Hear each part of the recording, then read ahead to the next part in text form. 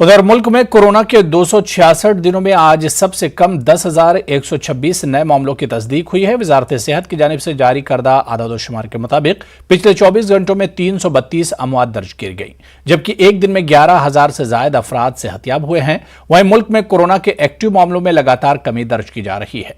263 दिनों में आज सबसे कम 1,40,638 एक्टिव मामले बाकी हैं। दूसरी तरफ मुल्क में कोरोना के खिलाफ टीकाकारी मुहिम जारी है। अब तक 109 करोड़ वैक्सीन डोज लोगों को लग चुकी है।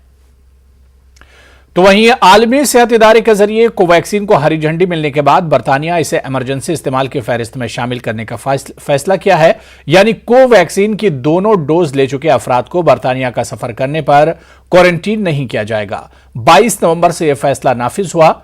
कोवैक्सीन को हैदराबाद की भारत बायोटेक कंपनी ने बनाया है।